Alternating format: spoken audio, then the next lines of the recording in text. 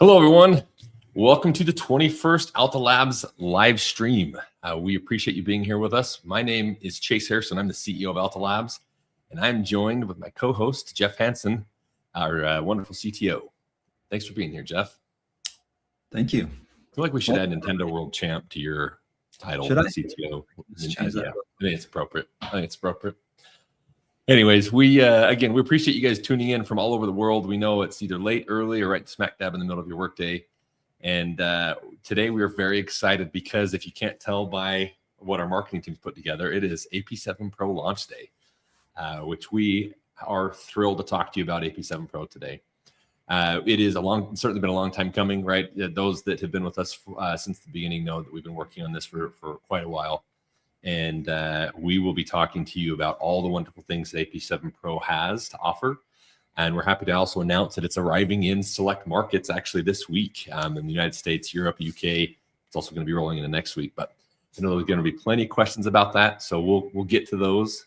We wanted to hit a couple of our housekeeping items first. We've got a ton of new features that Jeff and his team have rolled out that we want to have Jeff spend some time on. Seeing our development cadence is just mind-blowing to me. So I'm super excited for you guys to see what Jeff and his team have been up to. But first and foremost, if this is your very first Alta Labs live stream event, please know that we do record these. And you're welcome to go back and look at the 20 previous episodes. They all have great content, great special guests that focus on various areas of networking, right?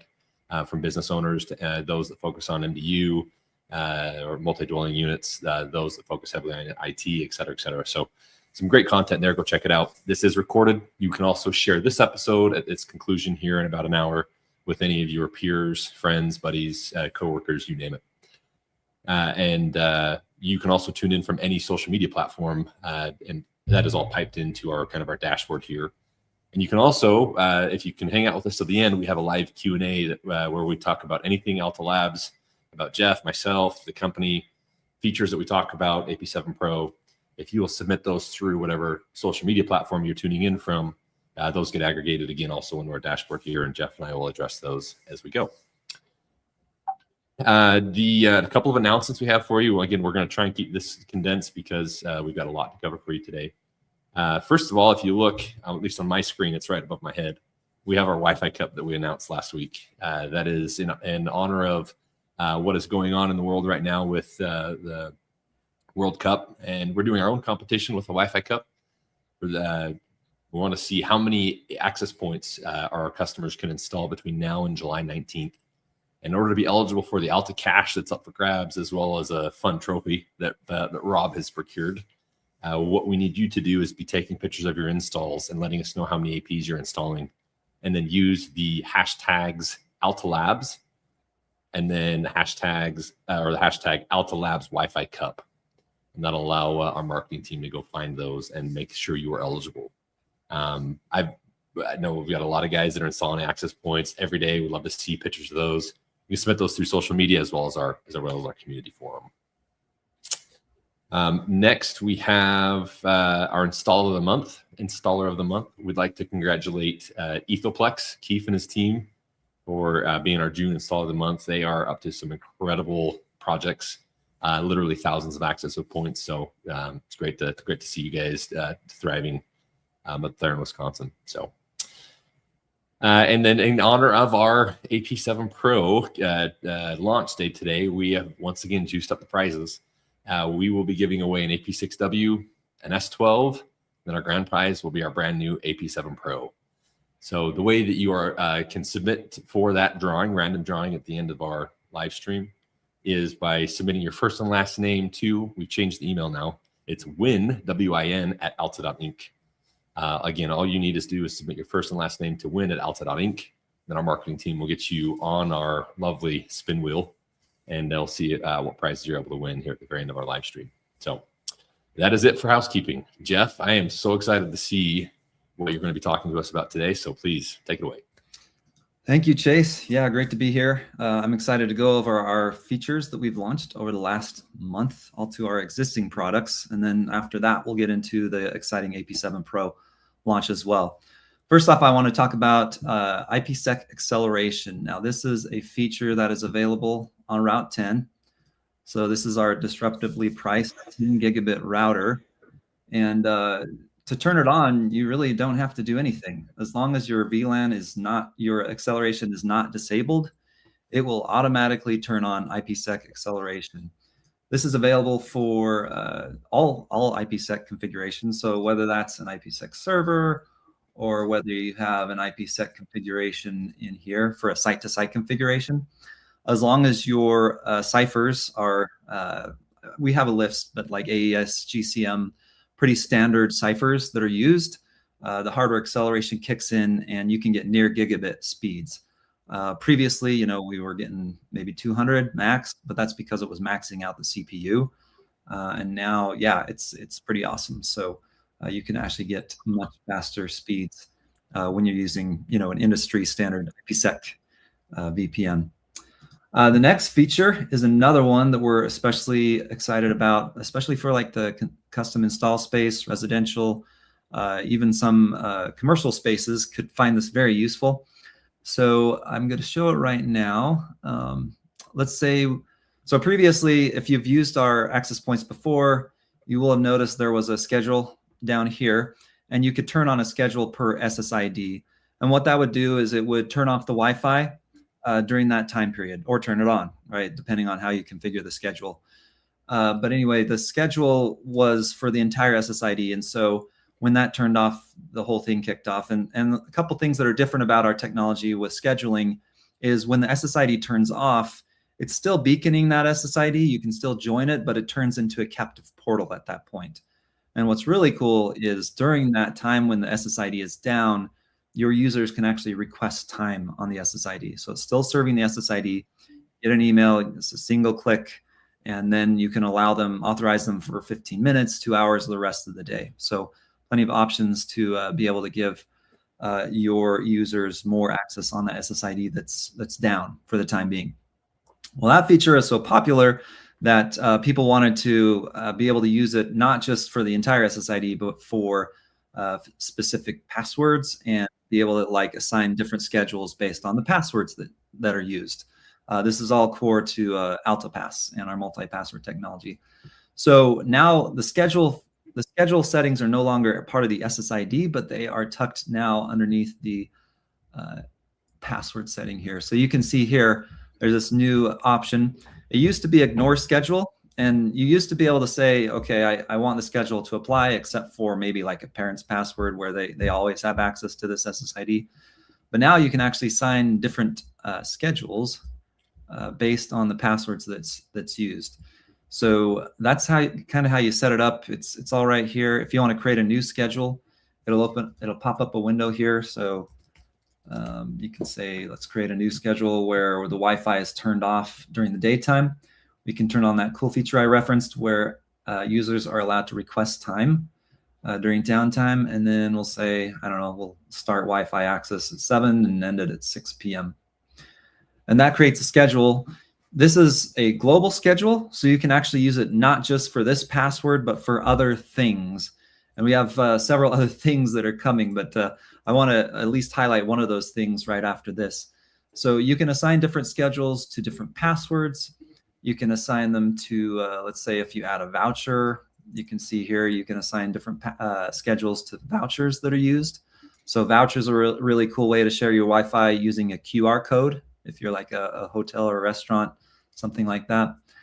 The other way you can assign it is either on enterprise. So let's say you want to be able to assign a schedule on an open or an enterprise SSID. You can also do that now. And also devices. So if you go to devices, you can look at a specific device and set up the schedule on that as well. So a lot of different options, a lot of different ways to configure it. To find where the actual settings are, if you haven't accessed it through the Wi-Fi settings, you can also get there through, let's see, you go to settings, networks, schedules. And this tells you all the different schedules that are configured globally. Like I said, these are global, just like our SSIDs. So if you want to use the same schedule across multiple sites, it's very easy to do. And then if you only want to focus on this single site, you can also easily filter that down. So the feature that's really cool that you can also use this with, so the schedules profiles are very similar to how our schedules have always been. But the next step that we wanted, and a popular request that we've had, is people wanted to be able to take a password and or a filter that was assigned to a password, and then make the schedule apply on that. So let's say we have a filter here that we've applied. So filters with Alta Labs access points are really cool because every access point has a DPI engine built into it. It also has a name resolution host that checks the hosts that are coming in and out of the access point.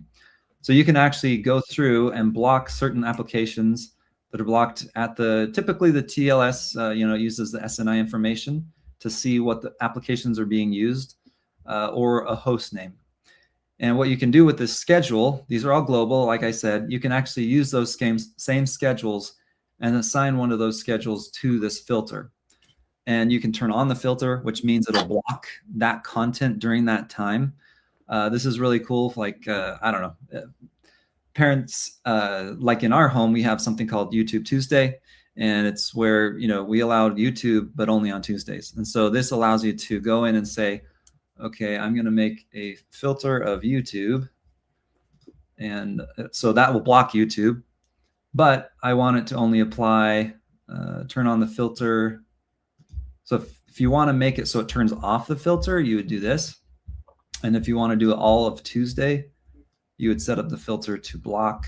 So that would turn off this filter of YouTube blocking just during Tuesday, and then you'd hit save, and that's all it takes. So this is a really cool feature that we're excited about, especially for residential applications, but I'm sure there's some commercial applications that could use this as well.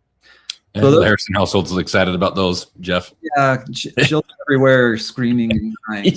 Yeah, it's good with me, but anyway, no. So those are the big features. Okay. Now I want to get into a few more, just smaller features that if you notice in the release notes, they've come out, but I just want to point them out so everybody knows they're there. You can actually access information about the temperature. So you can see the temperature of each access point and switch in the settings window. That's been there for a while, and that's nice for like an instant real-time snapshot of what the temperature looks like right now. But in a lot of cases, it's kind of interesting and important to know what the history of the temperature has looked like, right? So like, let's say throughout the day, the temperature raises as you get to noon or 1 o'clock or whatever, and then it goes down. And you want to know what the maximum temperature was of the access point. Maybe you're having problems during a certain part of the day and you're wondering if it's related to temperature. But you can just hover over the graph over here for a specific access point or switch, and it'll show you what the minimum, average, and maximum temperature for that period is. So let's say if we go to 2 days, this gives us the average temperature. Now, when you go to the 2-day period, it's hourly averages or min maxes, right? So this is telling us that on June 15th at 3 p.m. local time to this device, the average temperature was 147, the min and max were 143 and 152. So obviously nothing exciting on this specific access point, but you can see how this could get really useful if you're having problems with heat, or if you're questioning if you have problems with heat. So that's really cool.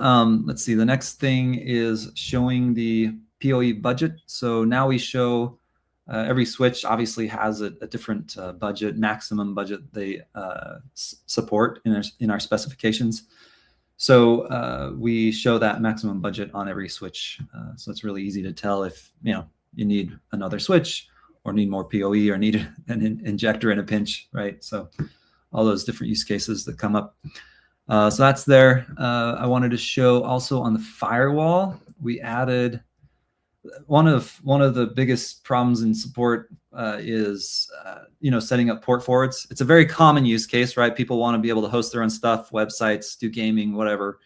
But it was a little bit complicated, and so we added a way. So when you add a port forward now, you'll see that it's much easier. There's only a few options. Most things that you port forward are TCP. So right off the bat, we set that up. And then if you want to specify a port, you just say 80 right there, and you can say which server to set it up to.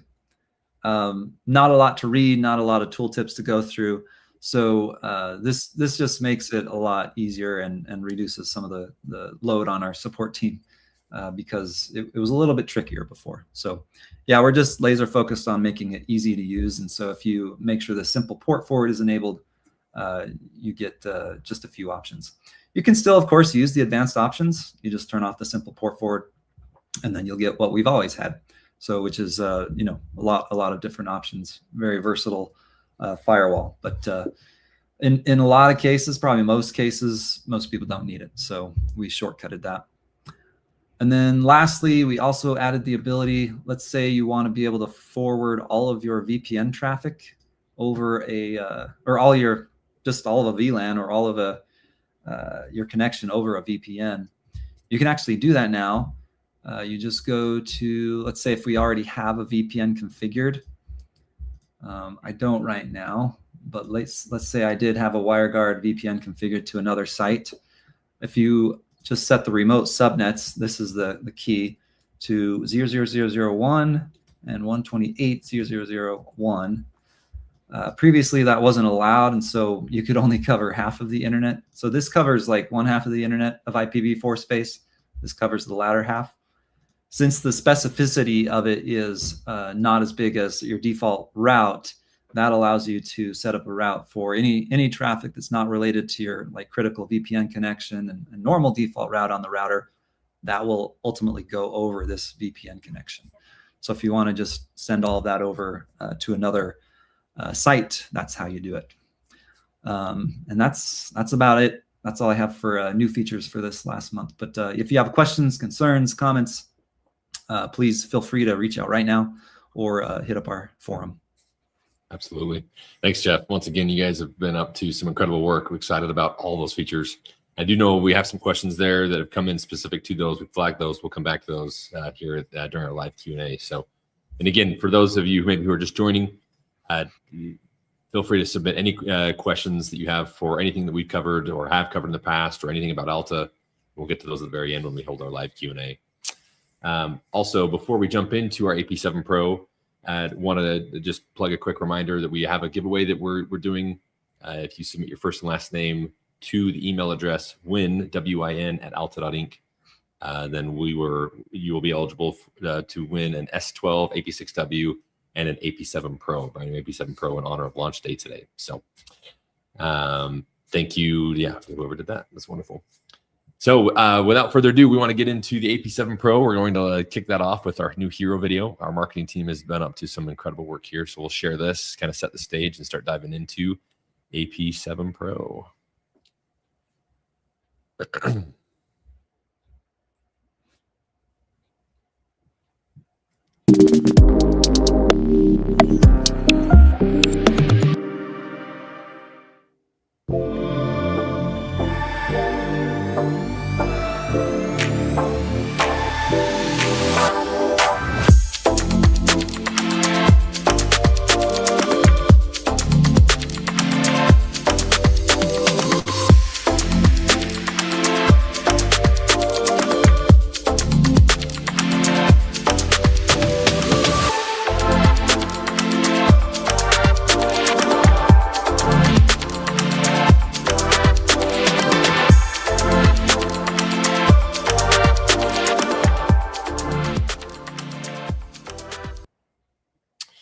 Well, I get goosebumps every time I watch that video. So good job, Rob, Landon, Joseph. That was an incredible video.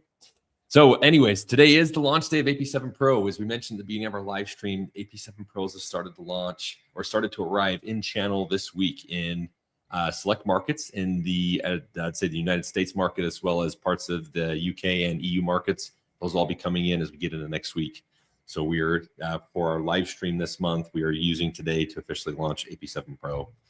So we'd like to walk you through, obviously, the features on AP7 Pro. If you're meeting the product for the very first time, our marketing team this morning went ahead and launched our brand new AP7 Pro website. You can check that out at alta.inc/AP7-Pro. It's also kind of the anchor of our website right now. If you just go to alta.inc, you can go check out everything the AP7 Pro has to offer. That hero video is available right here on the dashboard. You can also check out where to buy the AP7 Pro here as well. But we want to scroll down just a little bit here and talk to you about what the AP7 Pro has to offer. Starting up here in the top left-hand corner, for those that were hoping that this would come out with a 10 gig interface or a 2.5 gig interface, we're happy to announce that it for sure is coming out with a 10 gig interface. It is alive and well, and we are so excited about that. One of the things we wanted to mention, though, on this is it does require a PoE++ power supply in order to see the full 10 gig Ethernet capabilities of the access point. That said, if you only have a PoE plus switch, not to fret, you can actually get throughput upwards of 2.5 gigs on this AP7 Pro, and the access point and switches will auto-negotiate that, right? So if it doesn't see a PoE++ available power supply, it'll throttle itself so that it doesn't cause you any power issues.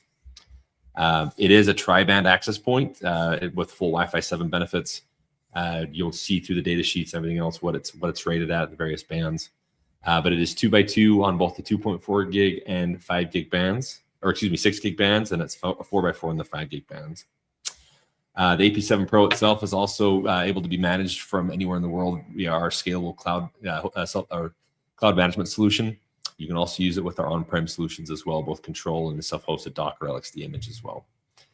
Alta Pass, there's going to be some questions that come up with this, and we want to, we'll address this. I'm going to have Jeff actually spend some time on how Alta Pass works specifically on the 6 gig band. But outside of that, Alta Pass works flawlessly. It's got some hotspot functionality built in. Jeff already showed you a lot of that, what's already built into the core architecture of our access points. And we are, once again, we partnered with Qualcomm on this solution. Qualcomm makes an incredible chipset for this, and we're proud to call them our partner once again on our access points. We are also, unlike some of our competitors, we have mesh capability both in the 5 gig and 6 gig spectrum. That, especially when you're in a congested 5 gig area, that 6 gig mesh functionality comes in clutch, honestly.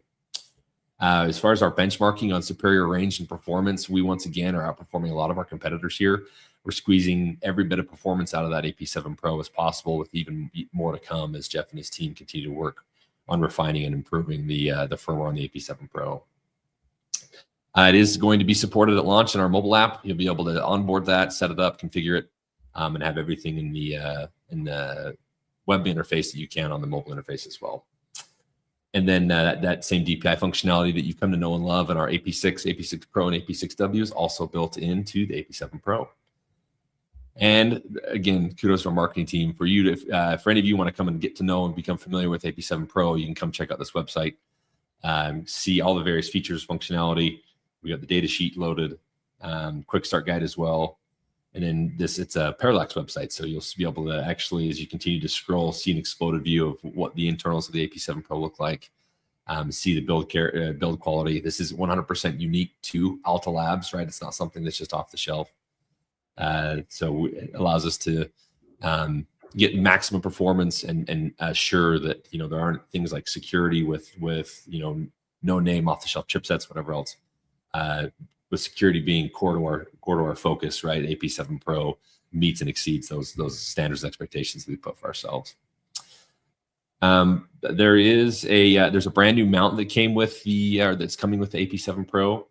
We are actually in the process of working on developing a mount video there, but I'm going to stop sharing. Actually, there's a couple other images here I wanted to show you guys, just to kind of show you the strength of this website. I think it's just absolutely incredible. So kudos again to our marketing team.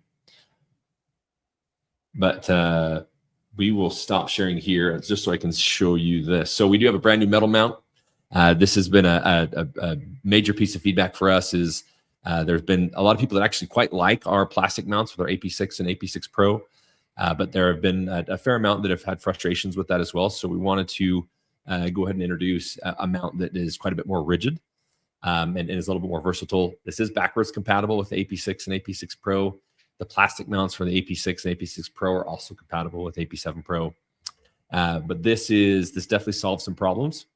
And we know a lot of people will like this mount. One of the questions I know we're going to get is, can I buy this mount individually? And the answer to that question will be yes, eventually. We're in the process of just keeping up with initial demand on building this mount with our AP7 Pros, but then our plan is to be able to offer this individually if you want to move to this mount for some of your other access points.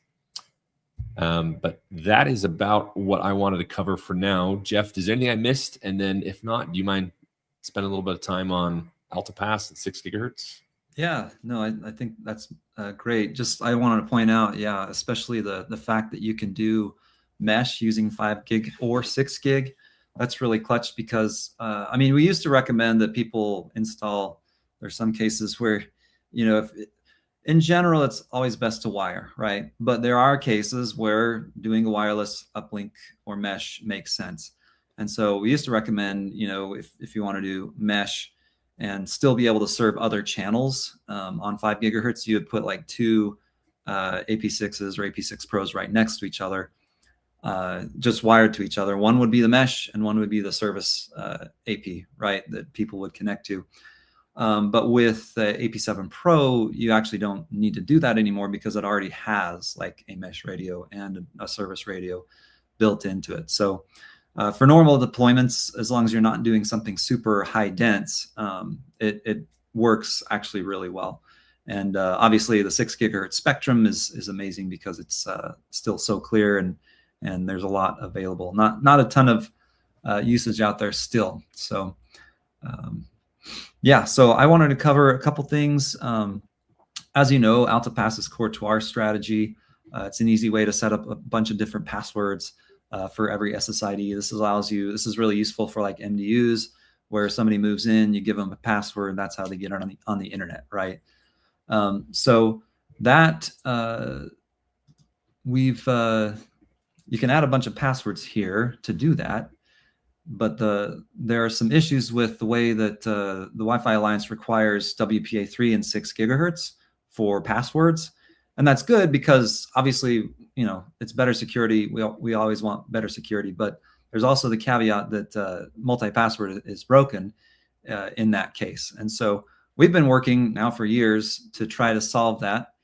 And eventually we will, when a proper solution comes out that supports multi-password in 6 gigahertz, we'll definitely be the first ones to support it. There's been a strategy it's an implementation called decoy auth that we've kind of wrapped our arms around and tried to embrace that works really well, adds support for multi-password. And that's kind of what we're targeting right now, but it's obviously a chicken and egg scenario. And really the whole industry really needs to embrace something before it really works well. So I'm just going to go over some of the caveats. A lot of this is explained in the tooltips. And we also have a video that's coming out that explains this all. But I'm just going to go really quickly over this. So if you're using an AP7 Pro, the configuration is really identical to how it's always been with the AP6 devices. You can set up all your passwords here. The differences are, if you are using multi-password, what will happen by default is it will turn 6 gigahertz off on a WPA, an SAE SSID, where you're using a password and you have multiple passwords. It'll automatically turn 6 gig off to start. Now, once this feature of multi-password has been deployed, that'll turn back on automatically so that that's available on 6 gigahertz. But there are still ways that you can still exploit the 6 gigahertz band on the AP7 Pro, and that's what I'm going to explain. So if you want to still turn on your 6 gigahertz on your AP7 Pro, all you have to do is turn this 6 gigahertz on. And then what that does, if you read the tooltip, it enables that first password. And so for example, if you're in a residential situation and the parents have newer devices that have 6 gigahertz, they can still use that password and use 6 gigahertz on that SSID for themselves, while maybe the kids have older devices that don't have 6 gigahertz for the time being. And then you won't have that user experience issue where they're typing a password and it says that it's the wrong password. Because that's the problem that happens is when you try to use multi-password on a 6 gigahertz SSID, the only one that you can actually use is this first one on 6 gigahertz. And that's not something that's specific to Alta Labs or anything like that. That's an industry-wide problem. And that's why we're trying to resolve this through lobbying standards bodies. Yeah, so if you don't use multi-password, it's still, it turns on the 6 gigahertz automatically. There's no issues there. And you can still use features of Alta Pass. For example, You can set up a network type with the large network. So if you're doing a stadium or a large public venue, you don't need to worry about this issue with multi-password on 6 gigahertz at all, because you can still use AltaPass by setting it to large type, and then you can create an open network that everybody can get onto and do a captive portal or whatever. Enterprise, same thing. You can go in and set up your venue for the large network type. This is all part of AltaPass, but it's specific to how we do scaling, which the network types is by far the easiest way to set up a highly scalable, large, high density Wi-Fi network in the industry. So all you have to do is literally tell it to do large or guest or internet only, and then we automatically take care of all the broadcast filtering and multicast filtering. So I'm sure there'll be other questions in how this is used and the nuances of using it, but hopefully that gives a good description of kind of what's available, what's not right now, and what we're working towards. Obviously, long term, we want the experience to be the same as what AltaPass has always been, where multipass works the same on 6 gig as everywhere else, but that's just not where the industry is right now, unfortunately. But there are still obviously ways that you can utilize the 6 gigahertz efficiently and effectively, especially if you're doing mesh, that has nothing to do with this issue. You can still use the mesh all you want. So yeah, if you have any questions about that, we're open to answer. Yeah, some good questions actually popped in on that one. We got them flagged. We'll make sure we get them addressed. So a couple other questions that came in about this too. We'll just make some broad statements based on the outline we prepared for you guys, but we'll come back to maybe some more specific questions on power as they trickle in. But as I mentioned, it is a 10 gig device, right? It's got a 10 gig Ethernet port on it. And so as it pertains to our lineup, right, we don't have anything that's 10 gig with PoE++ out yet.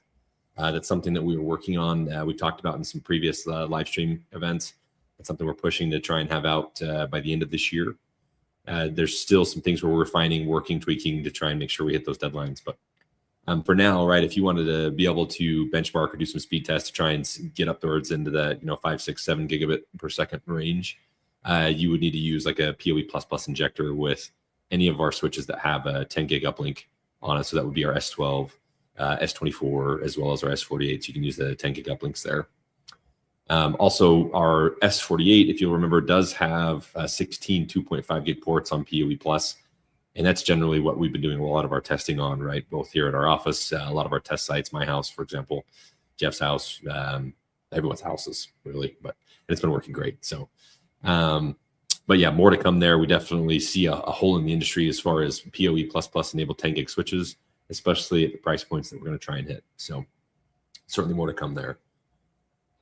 Jeff, do you mind maybe touching a little bit on Alta Boost and the metrics that are available there, especially on 6 gigahertz? Yeah, for sure. So we were one of the first, I believe the first to implement, there's something called network access metrics. It's in draft, but it's something that's spearheaded by the Wireless Broadband Alliance, or WBA. And we've been working with them, as well as various carriers out there have requested that more information be given in radius statistics, specifically the radius accounting information. So as part of Connect Info, if you've ever dealt with radius and on Wi-Fi, you know what Connect Info is. And so the draft was such that you'd be able to get a lot more detailed metrics about each station that's connected. We were one of the first to implement that on when the draft was, it's still under consideration. It's still being changed, but we were one of the first to actually implement that. And this is really helpful for Alta Boost, for carrier offloading, because cell carriers have been requesting this information for years and haven't been getting what they want or need in order to make good decisions on whether or not to take a mobile device that's in maybe a spotty cell coverage area and roam them over to Wi-Fi. So this gives them all the information that they've been asking for. We've even actually recently added jitter to the mix of as far as statistics that are available to them. But yeah, this is something that we've had for a while now on AP6 series, and we also have added and validated, vetted it on the AP7 Pro as well. So we'll be the first Wi-Fi 7 access point to support these metrics as well, which is really important for roaming not only to 5 gigahertz networks, but now you can now see 6 gigahertz networks that are going to be roamed to and used for carrier offloading in situations where the cell carrier signal isn't as good. That's great. Thank you, Jeff. Yeah, excited about that for sure. We know we've got a lot of interested parties, big companies that are excited about our metrics and what's going to be available on the AP7 Pro. So another question that we've not only seen a lot of here, but just in general, right, as we've kind of gotten close to launch day, is what markets will AP7 Pro be available in? So our distributors in both North America and the UK and Europe have kind of been first in line, right? They've gotten their purchase orders in the fastest and have stock being routed to them now, right? Based on what we can see, the latest tracking I've seen, we'll see products that should land by the end of this week. Probably North America first. Europe will start seeing things early next week, and the UK. There are a couple of select markets that we are still working on certifications on. Mexico is one of them. India is another. And there's a couple others, but we're pushing hard, obviously, to get certifications done there. And as soon as those are available, obviously, we'll be working with our master distributors to get stock brought into those countries right away. Another question that we knew we'd probably get a lot of is regarding 6 gigahertz and whether or not supported in your country. And really, it does vary wildly by country. Most countries do support it, but there are some where governments have decided to keep that locked down for themselves, right, for military actions more specifically. And so we obviously have gone to great lengths to make sure that the AP7 Pro is certified correctly in all the various countries where it's supported. And then if it's not, right, it won't be able to be turned on in that particular country. So I think that is it for AP7 Pro. Jeff, anything else that we've missed or anything else you want to touch on? I don't think so. Yeah, I think that pretty much covers it. Okay, awesome. Well, we definitely want to hit the Q&A. Before we do that, however, just a couple other quick reminders. Number one, I'm going to put our marketing team on the spot here really quick. If you are brand new to Alta Labs and you are liking what you're seeing here with the new features that are unique, especially to Alta, or the new products, and you want to try us out for the first time, maybe considering replacing your current network hardware provider, we have what's called a not for resale program, NFR program, where you can actually, it's an application that you fill out. There's a form. And our marketing team, if you wouldn't mind, maybe throw that into the chat there. Perfect. Thank you, Rob, for doing that. You can follow that link, apply, and then our sales team will reach out to you and get to know a little bit more about your business. And then you can actually purchase some gear at a steep discount to get your hands on it, right? And just see if you really, truly like everything that you are seeing here. Generally, the reason we do the NFR program is we see almost 100% conversion rate. Guys that actually bring the NFR gear in and try it, they love it, they fall in love with it, and they make the switch to Alta Labs officially. So, and that is a limit, one per business, one per entity, right? So, if you bring one in, then obviously your team will need to share that. But it's a great program. AP7 Pro is not in that program just yet. That's something that will be coming out in the next couple months. But as we mentioned, right, there's so much demand for AP7 Pro. We're working on feeding that demand, and then we'll take care of the NFR program later. The next is just another friendly reminder regarding our giveaway. If you're just tuning in, we are giving away an AP7 Pro, an S12, an AP6W. Just send your first and last name to win@alta.inc, and we'll get your name on the lovely prize wheel. I can't wait to see what Landon's been up to. See if Landon gets to keep his job after today. Anyway, so we'll jump into the Q&A. We'll get back to it. And again, if we accidentally miss something, or if you're watching this and it's recorded and you have a question that comes up, go ahead and email sales@alta.inc. Our team is great about responding same day and getting you answers, or getting you some answers to whatever questions you have. So let's loop all the way back up to the top here. Lots of really good questions. The first one coming in from Trevor Brown, 853 from the UK. AP7 Pros in the UK. We are, last I checked, it's next week, I think, Trevor, maybe early the following week. But I do believe they're en route. But our sales team may be getting angry at me. That may be misinformation, but I know soon, very, very soon, right? Definitely in June. Lots of people saying hello. We appreciate all you guys being here. This is great, from all over the world and all over the United States. Let's see, keep scrolling down here. The first question from SPX Lab. SPX, thanks for being here. Jeff, this question popped up when you were talking about filters, content filtering specifically, and whether or not that works with wildcards. Yeah, so our filters generally don't support wildcards, but you can support wildcards through firewall groups, and that's done on the Route 10 on the wired side. And we do plan on adding scheduling support to the firewall as well, so you can schedule certain firewall rules to be able to be turned on and off on the Route 10 based on those same global schedules that you set up. So yeah, filtering specifically doesn't, but you can still use firewall groups to do that. Perfect. Thanks, Jeff. Thanks, SPX Labs, for the question. Next question regarding our AP7 Pro, Jeff, regarding MLO. Is that supported on Wi-Fi 7, on the Wi-Fi 7 AP? Great question. We've been working on this even today, been working on it. It's not quite there yet, but very soon we hope to be able to enable MLO support for those devices that support it. And this is not just a single band. So we're testing with devices that have multiple 2, 5, and 6 gig radios. And yeah, it definitely makes a noted speed increase. So we're excited about it, but it's not available quite yet. Great. Thanks, Jeff. Thanks, Bert, for the question. Next question comes in from Pepper Spice SX, available on Amazon soon. Good question. The answer to that question is it will be soon, but probably not as quickly as you want. We're feeding our distributor demand first, right? So we can get it into channel, and then Amazon will be coming after that. So, and then for those that are on the call wondering why we are present on Amazon, this question's come up again the last couple of days.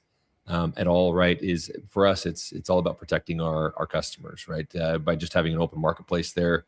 Unfortunately, we get a lot of customers that, or a lot of users that tend to be bad actors will go in and start eroding margins and hurting the brand. It may be filled with misinformation. So we see Amazon, even Newegg, right, as an opportunity to step in and make sure the information's accurate. It's a great marketing tool. A lot of customers like to use that for sourcing their product, which is great.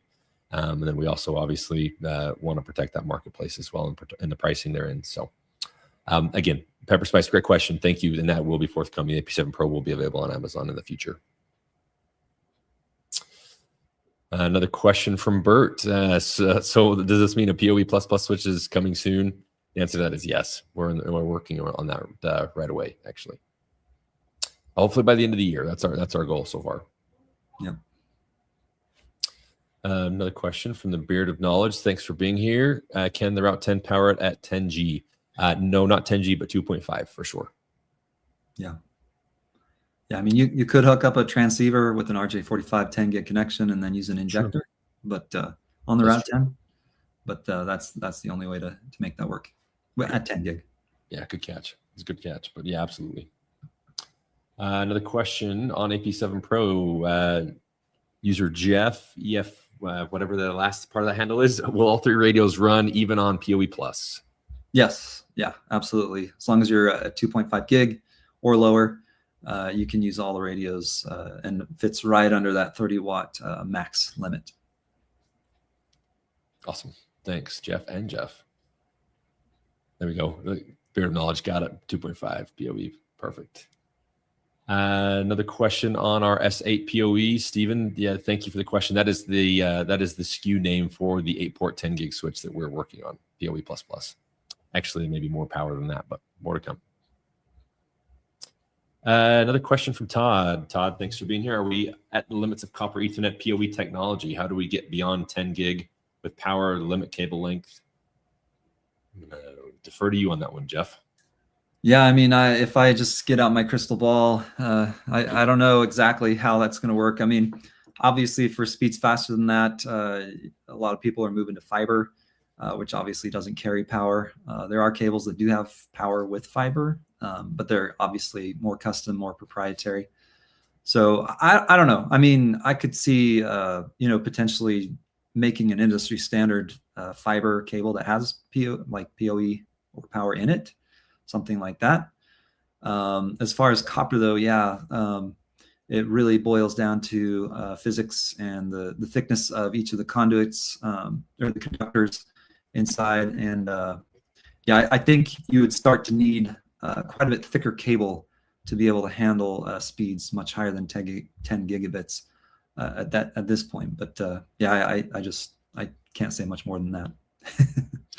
Yeah, same. And I know obviously with Cat 7, Cat 8, I think you're rated all the way up at 40 gigs, but I do know I think there's some stronger distance limitations there. Yeah. And then power then comes into question too. So it's a good question, Todd.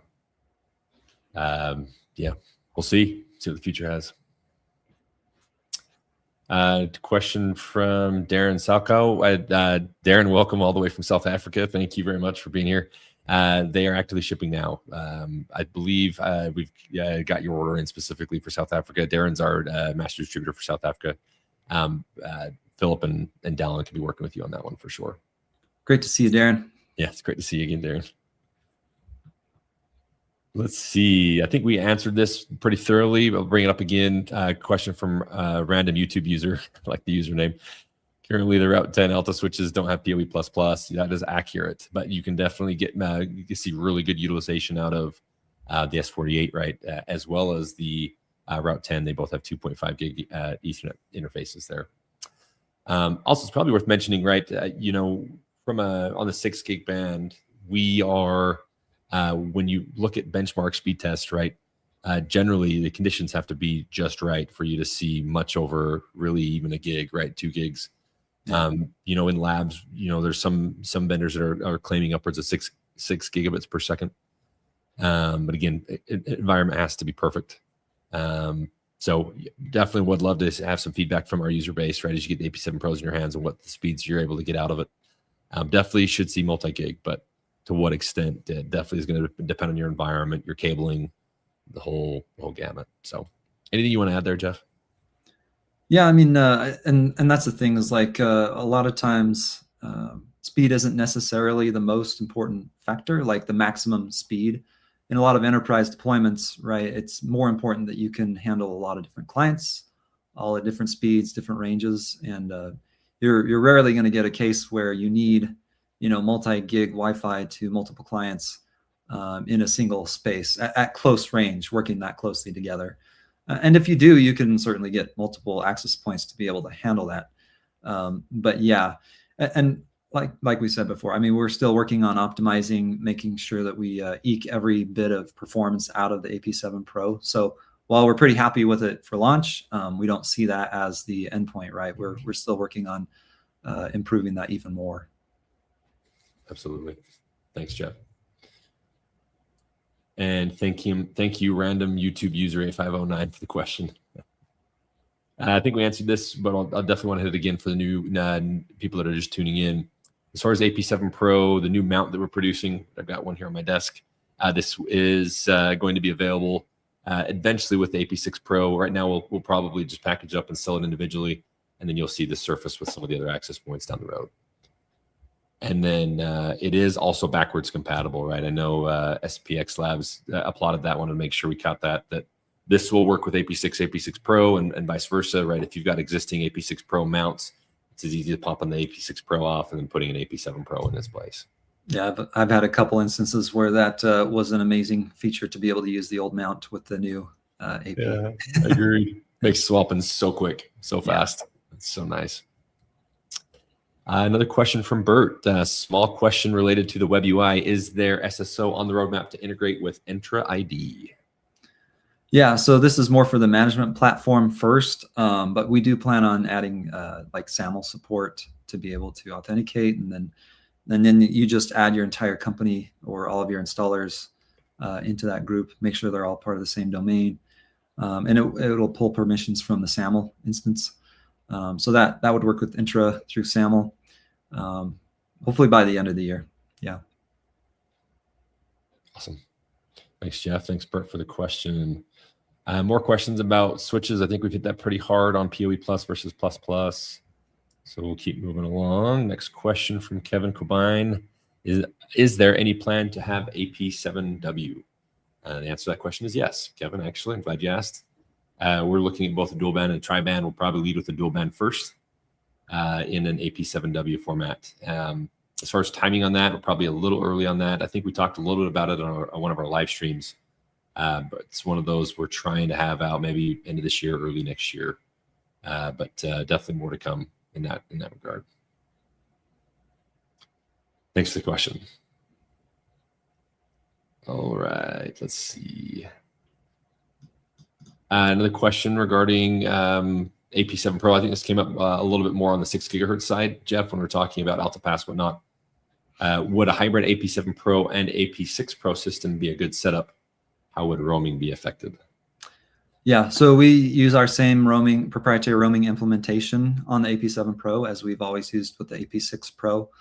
The negotiations are a little bit different because with 6 gigahertz, you have to use SAE.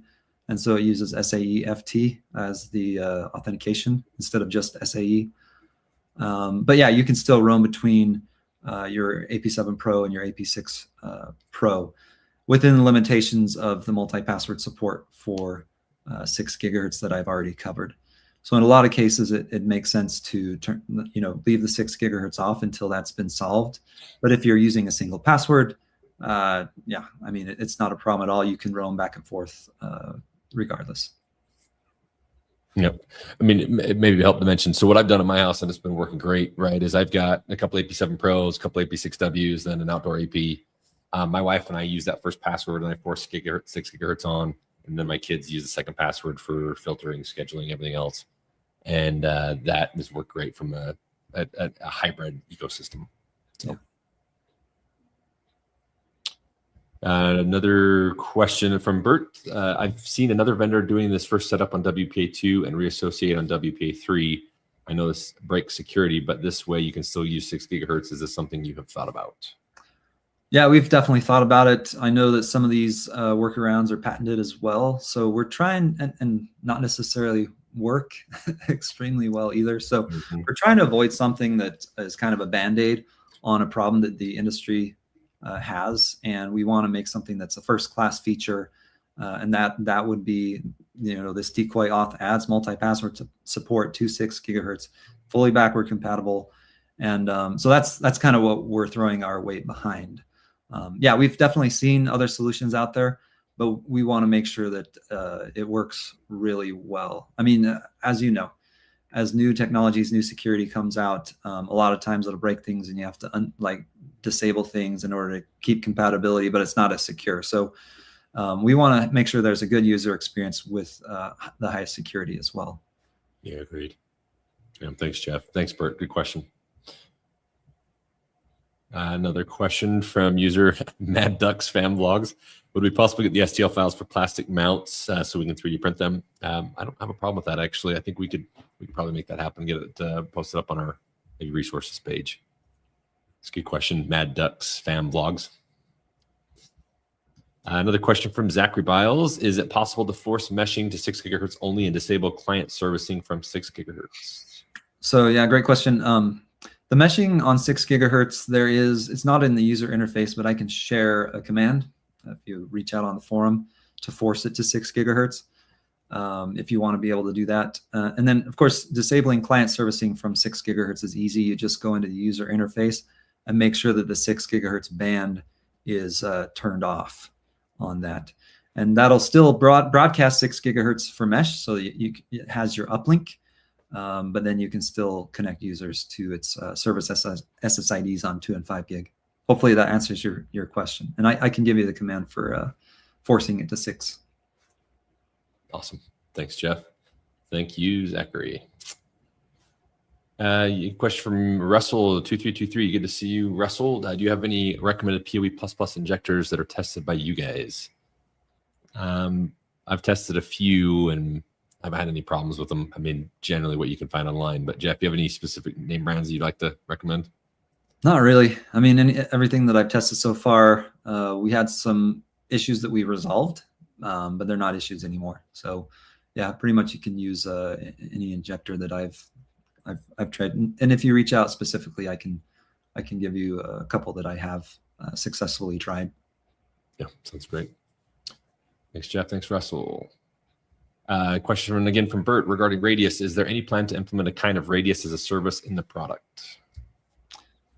Yeah, I mean, I'll need a little bit more detail on that. We do obviously have the Route 10, and you can enable a Radius server for normal authentication. It uses free Radius 3 for a user password, or you can get into the CLI and use free radius however you want there. So there's that. I don't know if you're also referring to like a radius as a service for multi-PSK support. We don't plan on rolling out anything like that ourselves, but we have partnered with somebody called Roaming IQ who does that very well. So hopefully that answers your question. I think that's what you're getting to. Yeah, good question, Jeff and Bert. Thank you. Next question from Mike Jones. What's the cost going to be for AP7 Pro, and are there outdoor versions available on the roadmap? Two great questions. Number one, in the United States, in US dollar, this is going to be available for $299. That's going to change a little bit based on country, obviously. Maybe a little bit higher, a little bit lower based on import costs, whatever else. But that's the suggested retail price in the United States. So distributors will obviously help work with you in your various countries to make sure that's set appropriately and protected. So the question, Mike. Oh, on the outdoor access point, that is something that we are looking at. Yes, we are working on getting that on the roadmap as soon as possible, hopefully to catch the outdoor season in the Northern Hemisphere next year. Well, sorry, and yeah. Voice crack. And that we're planning on having AFC on that as well when we launch that. And it'll be tri-band. Tri-band, especially because of the mesh. In a lot of outdoor situations, it makes sense to do mesh, right? Especially if it's like a parking lot or not super high density, you want to install some cameras, stuff like that. It's a perfect solution for that. Yeah, agreed. And actually, in that vein, kind of question / comment from Bert. I think outdoor 6 gigahertz is not allowed in Europe, and we don't have AFC. So I think AP7 outdoor is not on the roadmap soon. So, and again, I think, Bert, that varies by country. I think in some countries in Europe it does, but Jeff, you'd probably be able to speak more intelligently to that than I can. But yeah, I think that's an ongoing topic, right? I mean, we just need to keep working with the regulatory bodies to push them towards opening those bands, unfortunately. Yeah, agreed. All right, let's see. Next question from Robert Blackman. Do we have Anatel certification for Brazil? Not yet, Robert, but we are always interested in strengthening our presence in Latin America, especially Brazil. If that is something that you would like to continue to talk about, we can introduce you both to Jorge and Dallin from our sales team, and love to continue conversations there. Let's see. Keeping moving through our questions here. Next one from Kevin. What is the average temp for the APs? I mean, good question. I don't know off the top of my head. We could run some analytics and find out for you, though, if you want to know. But yeah, I mean, I usually see them in the 130s, 140s. Yeah, it'll start to be a problem once you start seeing it go above 190, 200. That's when you need to question the installation, whether the ambient temperature is maybe too high. So yeah, hopefully that answers that. Yeah. Thanks for the question, Kevin. And there, the data sheet on the AP7 Pro does carry the suggested temperature range, right? Optimal operating temperatures and storage temps, as well as the rest of our access points. So another question. We've got some Landon fans in here. This is great. Kobe, SPX Labs. Just kidding. Landon does a great job. He's not going anywhere. He just gets a little brave with this wheel. Sometimes Jeff and I will show up with a beard or hair. So you just got to be, anyways. Next question from Kyle Stevens. What does the new mount improve or fix? Good question, Kyle. So the reason that we moved to metal is what we were finding is those that were actually doing the installation work on the access points, the plastic mount, without knowing it or not, they would actually over tighten the mount to whatever surface they're on, especially if it's a junction box. And they would, in so doing, because it was plastic, they'd deform the mount. And what that would do is you can't really see it here, but the little latches here on the side actually would become out of alignment, and it would make it very difficult to mount, when as all it would require is to kind of back that out a little bit to allow the plastic mount to be flush. And so by going to metal, that essentially removes that. I mean, you can still deform this to a point where it doesn't work, right? Just as with any mount, but this definitely helps prevent that in a lot of ways. Number two, we've updated the hole patterns a little bit to try and support more boxes. And then obviously the AP7 Pro is, because there's 3 radios, right? 10 gig Ethernet interface. It is a heavier access point. And so having a metal mount definitely helps that heavier access point. And then also there's in the mount video, obviously, that we'll be producing, will show you how to use this. And also being metal, right? If you accidentally drop it off a ladder, you could potentially damage or deform this, but being metal, you can bend it back. So we're going to give you some pointers on how to make sure this mount is usable if you accidentally drop it, right? Or bend it or whatever happens. So definitely solve some problems there. And being metal introduces a few others, right? Plastic is sometimes can be a little more resilient if you drop it off a ladder. So anyways, more to come on that front. Appreciate the question, Kyle. Jeff, anything else you want to add to the mount? No, I think that covers it. Cool. All right, let's see. Next question from Kyle. Is it recommended to have a separate SSID for 6 gigahertz, or does roaming band steering not have an issue? So in most of our real world installs, testing, like internal testing that we've experienced and deployed, we use the same SSID across 2.5 and 6 gigahertz, and we don't have any roaming issues. Now, there are some cases where it makes sense to break it out as a separate SSID. For example, if you want to be able to use 2 and 5 or multi-password on 2 and 5 gigahertz, but then set up 6 gigahertz as just like a faster, higher speed network that only has a single password on a separate SSID, you can totally do that. It just makes the automatic roaming less automatic, obviously, because cell phones, if they're connected to an SSID, it takes quite a bit to be able to rip them off of that and go to a different SSID unless there's some really good reason. Yeah, great. Thanks, Jeff. Kyle, thank you for the question. Looks like same user, Kyle Stevens. Are Alta products Linux-based or something else? Absolutely. Yeah, we love Linux. We use Linux in not only because it's the reference platform from most of our chipset vendors, but we use it on servers and everything. So all of our devices have some form of or flavor of Linux on them. Awesome. Thanks, Jeff. Thanks, Kyle. Next question from Iris Samuel. Would you guys offer PoE++ injectors? The answer to that question is yes. We're actually working on that right now. We're trying to get that to market as quickly as we can. Nothing that we've technically and officially announced on any previous live stream, but those are definitely something we want to add to our lineup. So more to come there, Ira, for sure. Looks like a quick update from Damian Winters. End of next week is expected for UK stock, subject to customs clearance. Damian, thank you for getting the update for everybody. Looks like another question regarding Anatel in Brazil from KV. Thank you. We will definitely we'll look at that a little bit closer for sure. Let's see.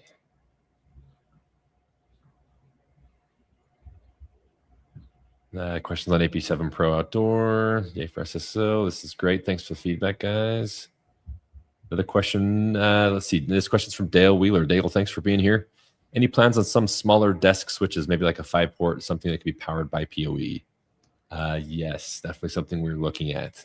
Trying to get it just right, I'd say, before we officially announce it, but certainly something we're looking at. Jeff, you want to add anything to that? No, I mean, yeah, we've definitely been looking at it for a while, just trying to find the right balance between cost, form factor, thermals. We want it to be small, performant, but also inexpensive. So yeah, just trying to nail it down to the exact right recipe. Yeah, that's right. It's a good way to put it. Recipe for sure. All right. Thank you, Dale, for that question. Let's see some more feedback here. Next question from Darren again. What is the range like on AP7 Pro? Is it as good as the AP6 Pro Outdoor? On that note, is there an outdoor version of the AP7 Pro that works? Yeah, the range is very similar to the AP6 Pro Outdoor on the AP7. As you may know, I mean, the AP6 Pro and the AP6 Pro Outdoor are very similar antenna designs as well. We've tried to make it as omnidirectional as possible, just so that because there's a lot of different places where access points are installed, and we want it to work as well as possible, no matter what orientation, what direction, and everything. So yeah, very, very similar performance to what you've seen from our previous products. Yeah, awesome. And then yeah, we've touched this a few times. I see a couple more questions after Darren's as well, but the AP7 Pro outdoor is definitely something we're working on. So let's see. We answered Jackson's question. That's good. Stefan Dubois, is there any full budget PoE plus switch in the way, like 16 ports? Yes, actually. So we announced this, I think, 2 live streams ago.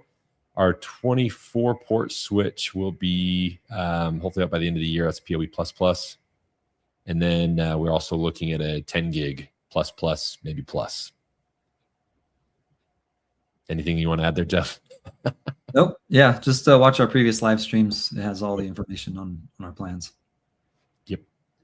Thanks, Stefan, for the question and follow-up question. That actually perpetual PoE on the way to ensure devices keep powered up during soft reboot upgrade.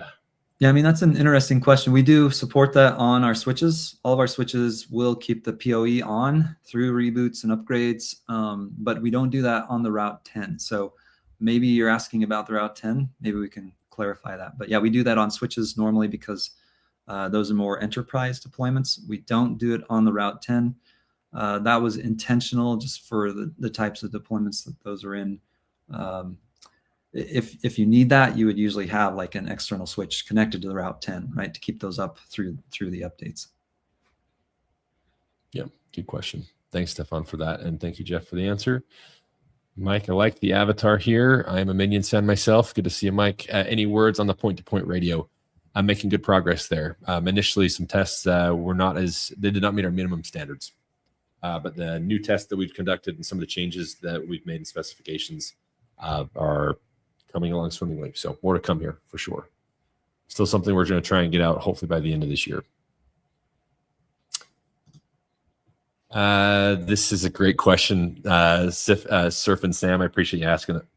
So we talked about the AP7 Pro MSRP. Again, in the US, that'll launch at $299, but that can change based on country. Non-Pro AP7, yes, in the works, something we're working on. And finally, the cherry on top is a fanless. I'm so glad you recognize that. Ours is fanless, yes. We know there are some out there that decide to put a fan in there. We think that is not a good idea from a point of failure perspective, noise, et cetera, et cetera. So that's when you get the AP7 Pro in your hands, I think you'll fall in love with it. Number one, number two, you'll recognize that it is a little bit heavier than the AP6 Pro, and part of that is for us making sure that we don't need to have an onboard fan that passes thermal testing. So, anything you want to add there, Jeff? No, that's good. Sweet. Okay, this is another funny question, Russell. The most pressing question: when must be bald to work at Alta? Yeah, yes, bald and 6 feet actually. That's true. There's a couple that barely eke by. Some people on our sales team, not so much, 6 feet. But anyways, Tony, I'm talking to you, bud. Anyways, good question. No, we do not discriminate based on hair. Let's see. Let's go. Actually, you know what? I'm going to come back to Surf and Sam. There's a question here regarding 250 or less. That absolutely was the intention. We announced that, I think, a couple of live streams ago. There was an announcement made by us actually that on our pricing that went into effect on Friday of last week. And we generally have had to increase pricing on most SKUs, certainly not all. And the two biggest driving factors of that, well, really now three, but the two biggest are DDR and flash. The amount of demand that has been put on DDR3, DDR4, DDR5, and flash memory is unprecedented, mostly because of we'll call it the AI boom, right? But that's not just the only reason. All business is growing, economies are healthy, right? So there's a lot of demand for those components. And so chips that normally would cost, DDR chips that would cost a couple of dollars, are now upwards of $20, $30 a chip. And in some of our products, there's two and three of those chips. And we're not the only ones either, right? If you look at any of our competitors, any of our peers, we're seeing a lot of pressure for those products. And so that's driving price up. And so everyone's having to increase their prices. We've seen some use it as a surcharge, right? As a memory surcharge. Others have just inflated their retail price and their pricing distributors, et cetera. And so our intention, right, is as soon as we can get some stability and even some reduction in that pricing from a raw component perspective, we will bring our retail pricing back down.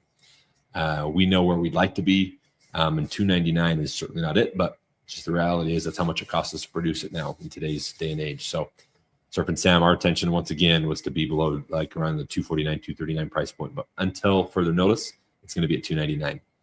And we'll definitely communicate any updates as they come in the future. So hopefully that adds some color to why that came out at $299. Let's see questions. Thanks for the feedback, Todd, on the AP7 Pro. It was a little bit of a slog. Definitely that, and then supply chain was a little bit of an uphill battle. That's why we're in June launching. Let's see, keeping through lots of questions. We appreciate all the questions, guys. Seriously, it's been fantastic to see. Another question from Surf and Sam: would y'all consider making a cellular modem? Jeff, what do you think about that? Yeah, I mean, we've talked about this before on these calls. It's definitely something we'd love to be able to do. I don't know if it's, you know, in definitely not this year, but maybe something to look at next year. Yep, for sure. Thanks for the question, Surf and Sam. Mike, yes, on the PoE injectors, the plus injectors will be 10 gig for sure that we come out with. Next question is, will the upcoming, from Johnny, I'm sorry, I don't want to murder that name, Joe Nyagnesa? I love it. Good question on the S8. So there will be non-PoE ports, but only in the form factor of SFP plus modules or ports, excuse me. So the S8 will be full PoE on all ports.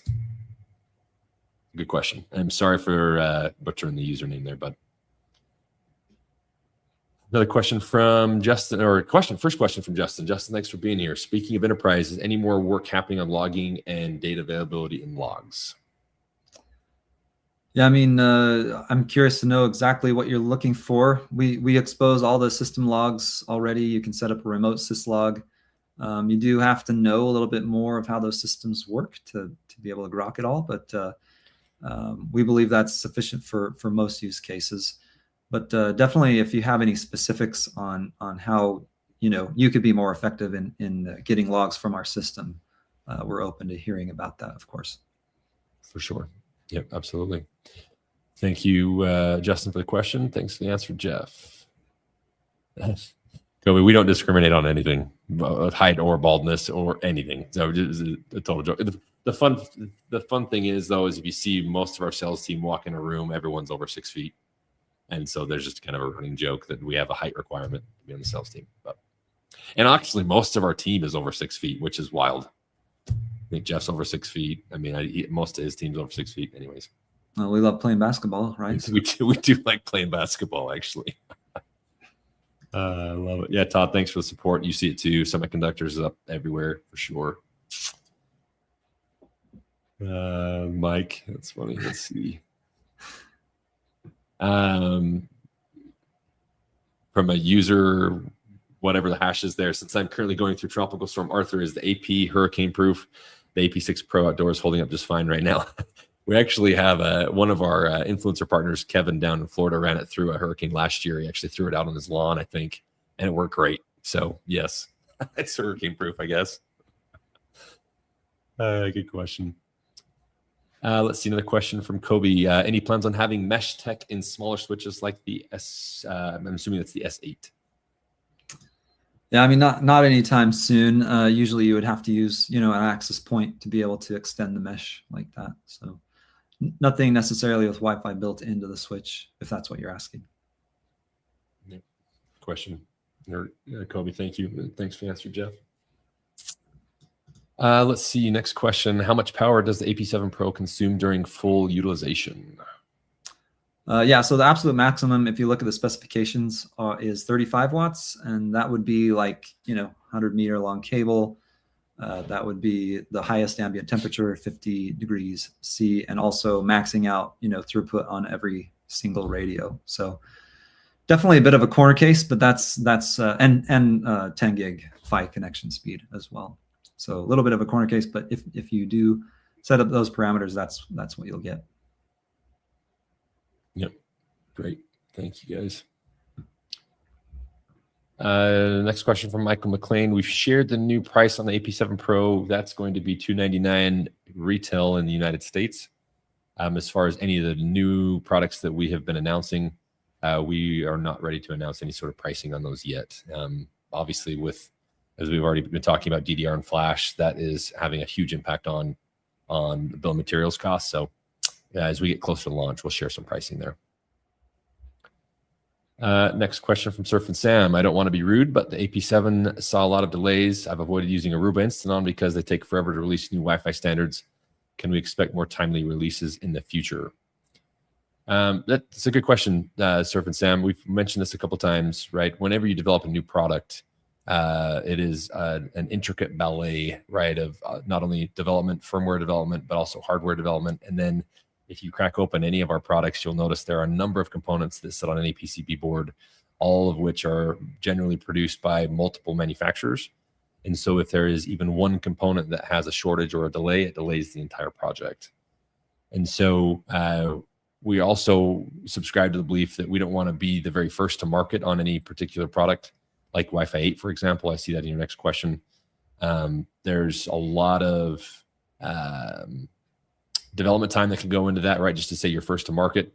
Our belief is we want to be stable when we launch. We want to just work, right? We know a lot of our customers use our products because they depend on it, right? And they go into MDUs, they go into hospitals, they go into doctors' offices, and they don't want to have to worry about whether or not the access points or switches are going to have a problem. And so we really focus on tried and true technology, tried and true vendors. That's why we partner with Qualcomm, for example, because we just believe and have faith in their products. But we will be as timely as we feel is appropriate is probably the best response there. We certainly don't want to be the last ones, but we definitely aren't going to be the first ones. Jeff, anything you want to add to that? No, that's exactly our philosophy. Is we're not going to be chasing the latest standards necessarily. We make stuff that just works. It's really easy to use. Yep, absolutely. So yeah, good question, Surf and Sam. Thank you for that. And to kind of follow up on your Wi-Fi 8 question, right? That you will see some announcements at the end of this year. We got 2 vendors we know have rushed and are pushing out Wi-Fi 8, and they're having to work with a certain cell phone provider out of China to make the only cell phone that has Wi-Fi 8 built into it. And so we don't see a need to rush into Wi-Fi 8. We want to make sure Wi-Fi 7 is stable and bulletproof, and use our development resources to work on things like Alta Pass, making sure that works for 6 gigahertz. Hopefully that helps. Next question from KV AI Tech. Any plans for self-hosting? We actually do have a self-hosted controller you can download for free. You can get that through our website. So and that's generally in parity with our management platform, manage.alta.inc, are the one that we host. Occasionally you'll see it behind by a couple of weeks from a feature perspective, but our priority is always our cloud management solution first, and then we will roll it into our self-hosted solutions. So thank you for the question there, KV.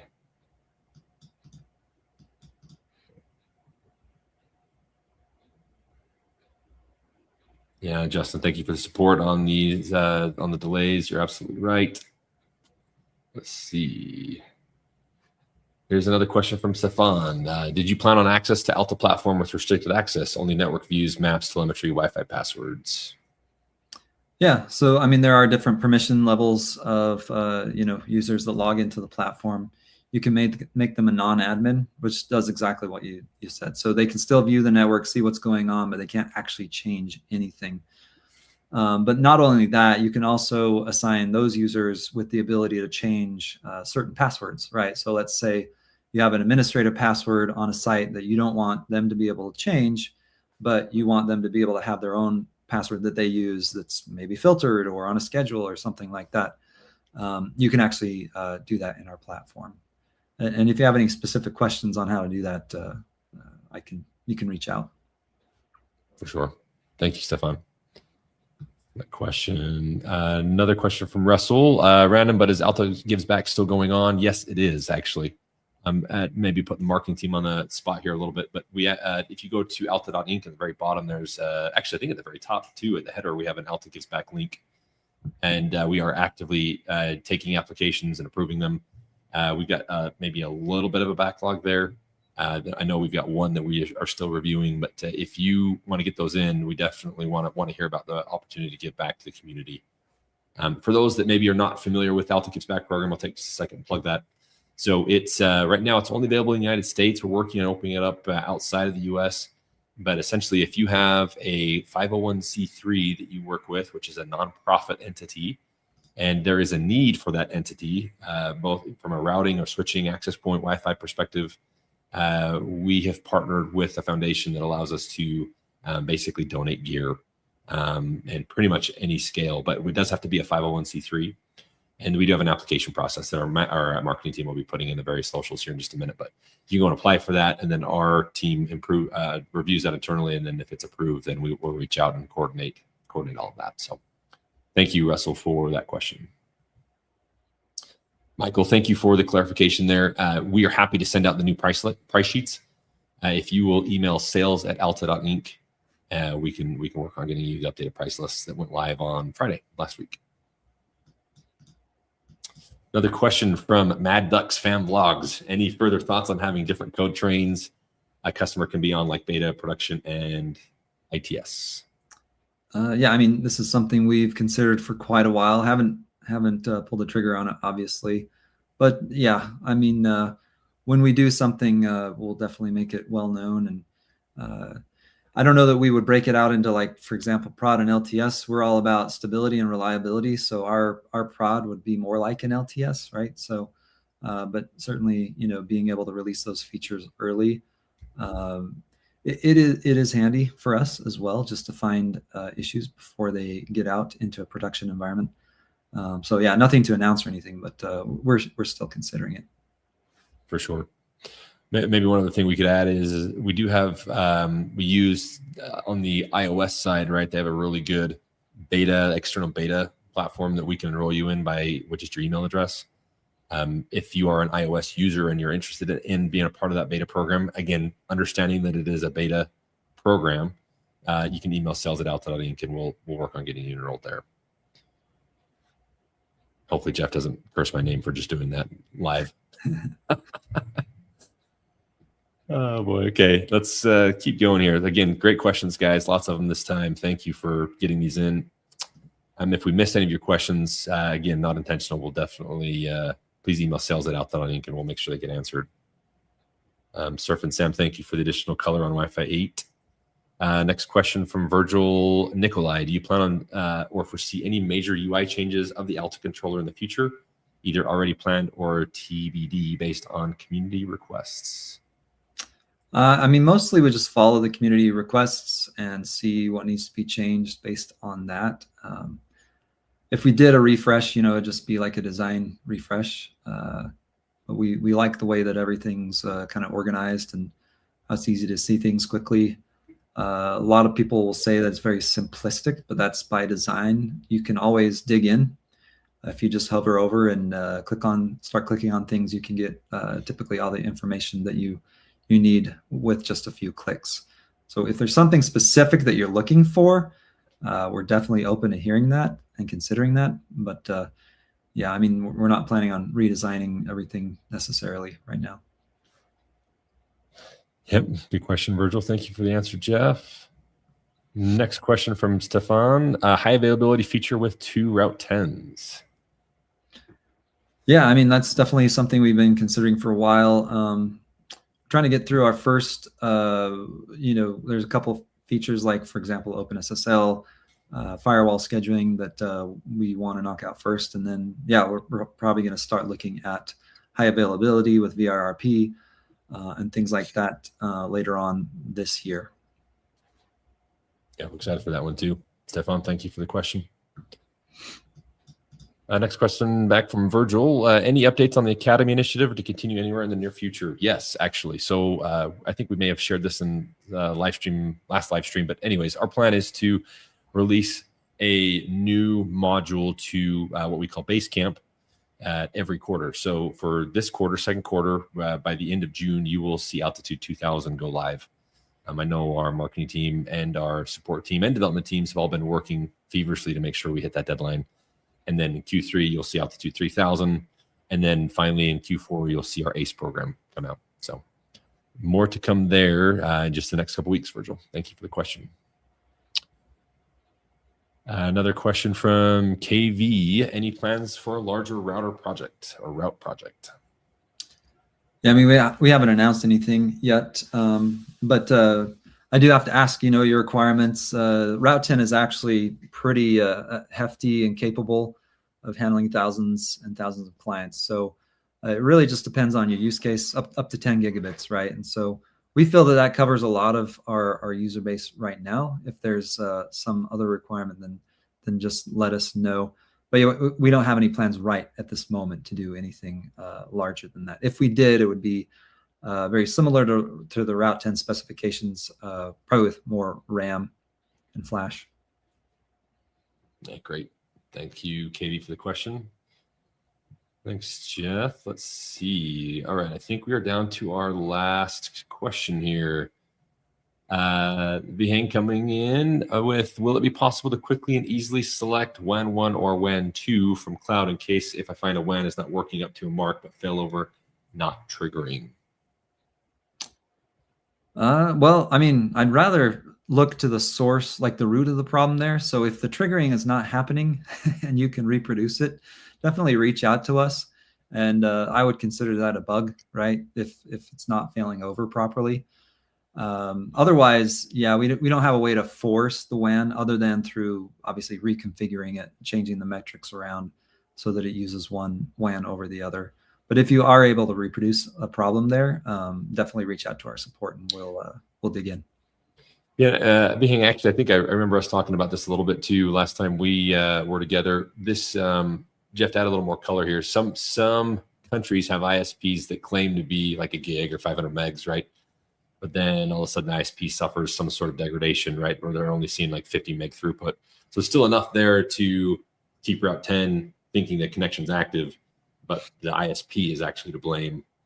And so I know we talked about this one, I think when I first got back from India, but does it make sense to do something speed tests related, right? Where if we see throughput degrade, then ultimately I think, and I remember either you or Chris mentioning it doesn't make a whole lot of sense there because there are some unforeseen things that I can't talk about more intelligently just because I just don't know, right? But I think that may be where that question's coming from, Behang. Correct me if I'm wrong. But anyways, hopefully that also provides some color for you, Behang, as well. Well, we just had a slew of additional questions come in here too.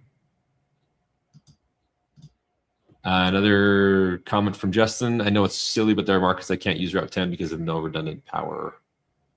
Yeah, so hopefully our high availability will solve that problem for you. Next question from Joe Nelson. Is Route 10 able to block peer-to-peer, illegal movie downloads, etc.? Yeah, it does it pretty effectively if you just turn on the BitTorrent filter in the wired filter. That's typically how people do that. But yeah, if you turn that on, it'll block nearly all of that. I have seen cases where it lets like a few kilobits per second through, but it's a lot better than eating up your entire pipe, which is typically what happens when you turn that stuff on. Yep, absolutely. Thanks, Joe, for the question. Thanks, Jeff.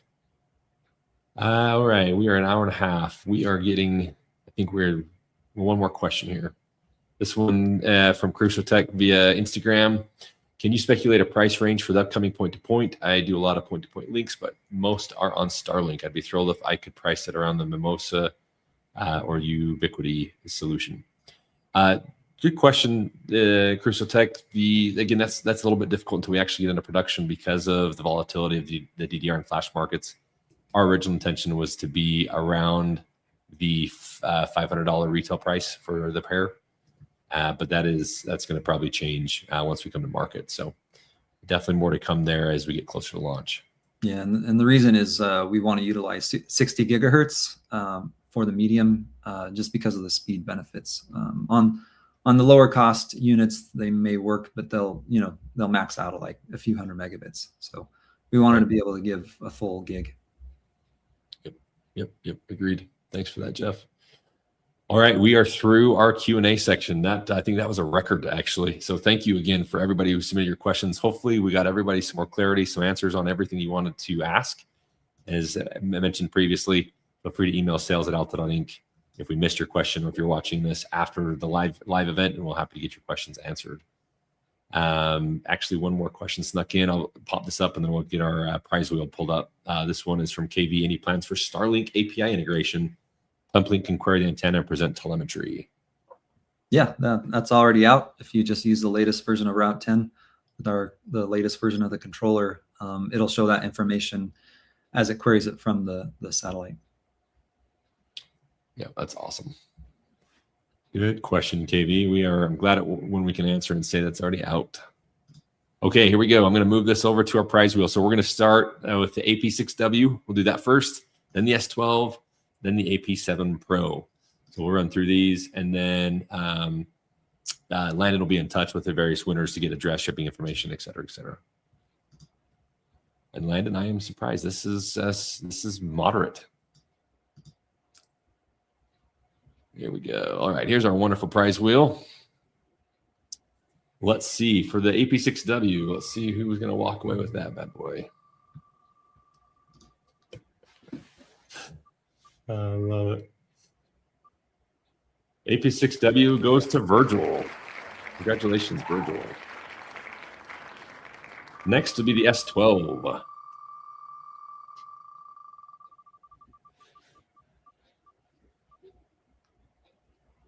Oh, just barely, Justin. This one's going to Joe. Congratulations, Joe, on the S12. Finally, the AP7 Pro.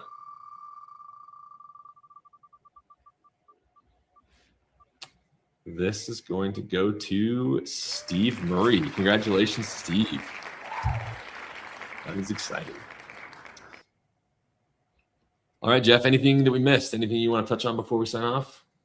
No, really appreciate everybody's comments, questions. We love hosting this and having you here. So thanks a ton, everybody, all you Alta Labs fans. Absolutely. And I add the same sentiment. We appreciate you guys tuning in from all over the world. It means a lot to us to see our viewership climb every single month when we do this. And we look forward to already our July live stream event where we'll have another special guest. Please watch our social medias and newsletters for when that date will be announced, as well as our special guest. We'd love to have you guys once again join us and get your questions answered and learn more about Alta Labs. But for now, thank you again, and we look forward to seeing you the next time. See you, everybody. See you guys.